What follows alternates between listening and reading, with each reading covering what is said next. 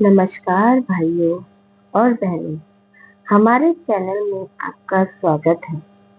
आज हम एक ऐसे विषय पर बात करने जा रहे हैं जिसके बारे में इंसान सदियों से सोचता रहता है। मरने के बाद क्या होता है? क्या दाह संस्कार, जिसे हम आम भाषा में चिता कहते हैं, वह सिर्फ शरीर का अंत है या फिर हमारी आत्मा का मेल? क्या दाह संस्कार के बाद आत्मा सच में शरीर से मुक्त हो जाती है और अपनी आगे की यात्रा पर निकल जाती है? कई धर्मों और मान्यताओं में यह माना जाता है कि शरीर केवल एक वस्त्र है, एक पिंजरा है जिसमें आत्मा कुछ समय के लिए रहती है। जब मृत्यु होती है तो यह वस्त्र छूट जाता है और आत्मा अपने असली स्वरूप में आ जाती है। लेकिन दाह संस्कार का क्या? क्या यह प्रक्रिया आत्मा की यात्रा में कोई खास भूमिका निभाती है? चलिए आज इस गहरी और रहस्यमय यात्रा को समझने की कोशिश करते हैं। हिंदू धर्म में दाह संस्कार को 16 संस्कारों में से एक अंतिम संस्कार कहा गया। यह सिर्फ शरीर को जलाने की प्रक्रिया नहीं है, बल्कि एक गहरी धार्मिक और वैज्ञानिक मान्यता पर आधारित है। हिंदू धर्म ग्रंथों जैसे गरुड़ पुराण और श्रीमद् भागवत गीता में यह स्पष्ट रूप से कहा गया है कि आत्मा अमर है। यह ना तो जन्म लेती है और ना ही मरती है। जब किसी व्यक्ति की मृत्यु होती है तो आत्मा शरीर को छोड़ देती है। लेकिन दाह संस्कार क्यों किया जाता है? इसके पीछे दो मुख्य कारण हैं। पहला, पंचभूतों में विलीन। हमारा शरीर 5 तत्वों पृथ्वी, जल, अग्नि, वायु और आकाश से बना है। दाह संस्कार के दौरान शरीर को अग्नि को समर्पित कर दिया जाता है ताकि यह शरीर जिन तत्वों से बना था उन्हीं में वापस मिल जाए। इस प्रक्रिया से आत्मा के लिए शरीर के मोह से मुक्त होना आसान हो जाता है। और दूसरा कारण है मोह का बंधन तोड़ना। जब तक शरीर मौजूद रहता है, आत्मा का एक सूक्ष्म लगाव उससे बना रहता है।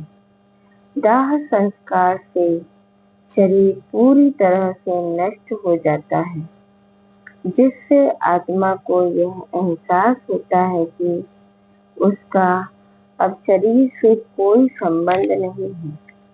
यह प्रक्रिया आत्मा को पूरी तरह से मुक्त करती है ताकि वह अपनी आगे की यात्रा, जिसे परलोक गमन कहते हैं, आसानी से शुरू कर सके।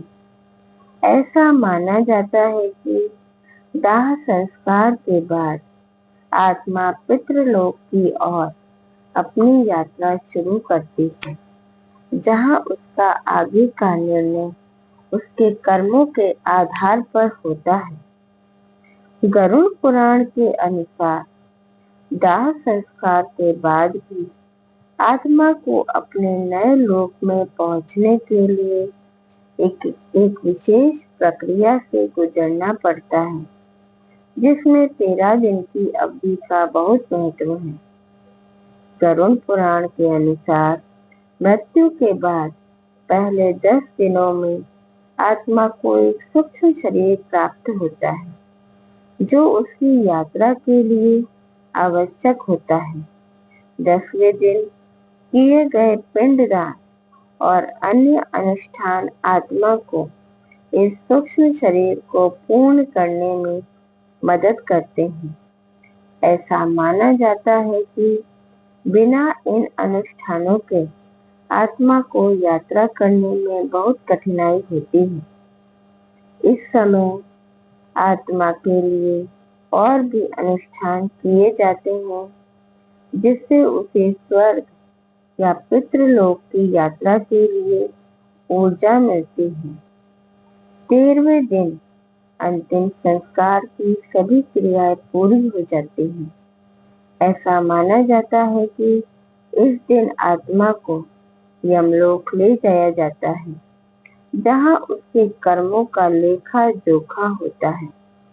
इन 13 दिनों के दौरान किए गए धार्मिक कार्य और प्रार्थनाएं आत्मा की आगे की यात्रा को सुगम बनाते हैं। अब बात करते हैं विज्ञान की।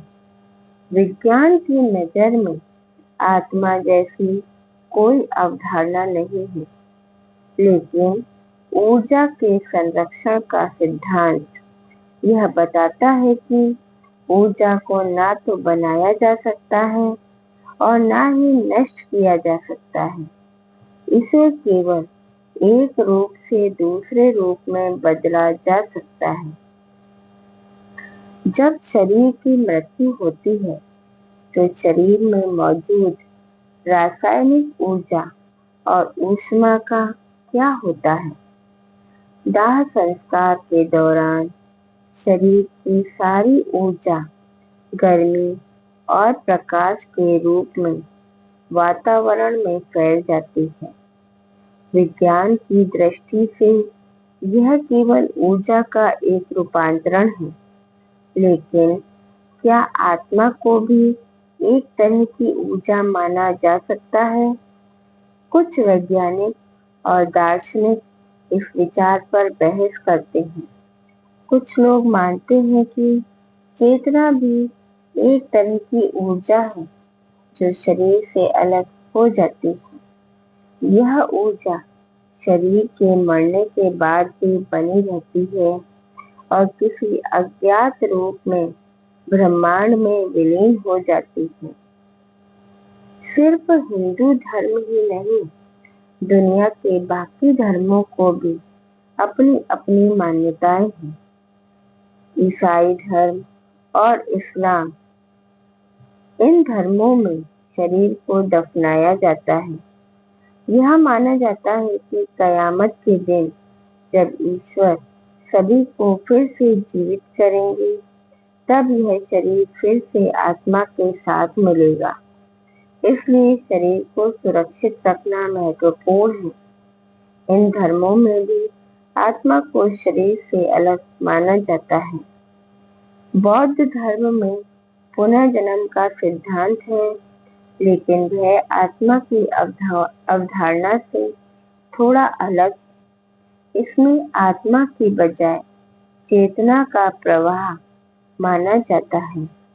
जब किसी व्यक्ति की मृत्यु होती है तो उसकी चेतना, जिसे कर्मों से प्रभावित किया जाता है, एक नए शरीर में प्रवेश करती है। इसे पुनर्जन्म कहते हैं। पारसी धर्म में ना तो दाह संस्कार होता है और ना ही दफनाया जाता है। वे मृत शरीर को टावर ऑफ साइलेंस में रखते हैं ताकि गिद्ध उसे खा सकें। उनका मानना है कि शरीर को जलाने या दफनाने से प्रकृति दूषित होती है। उनकी मान्यता है कि आत्मा शरीर को तुरंत छोड़ देती है। तो दाह संस्कार के बाद आत्मा कहाँ जाती है, इसका कोई एक निश्चित जवाब देना मुश्किल है। यह एक ऐसा सवाल है जो वैज्ञानिक खोज और धार्मिक आस्था के बीच की रेखा पर खड़ा है। लेकिन अगर हम इन सभी मान्यताओं का सार निकालें तो एक बात स्पष्ट होती है।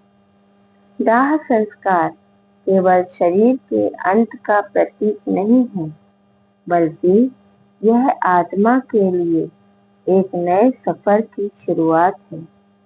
यह शरीर के बंधनों से आत्मा को मुक्ति दिलाता है ताकि वह अपने कर्मों के अनुसार अपनी अगली यात्रा पर निकल सके। यह यात्रा स्वर्ग, नर्क, पुनर्जन्म या ब्रह्मांड में विलीन होने की हो सकती है। यह हर व्यक्ति की अपनी आस्था पर निर्भर करता है।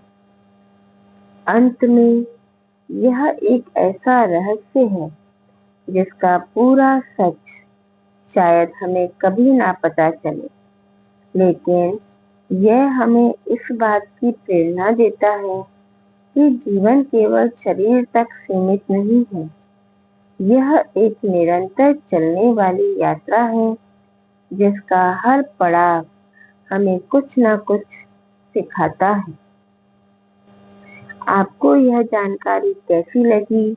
अपने विचार हमें कमेंट बॉक्स में जरूर बताएं। अगली बार तक के लिए धन्यवाद।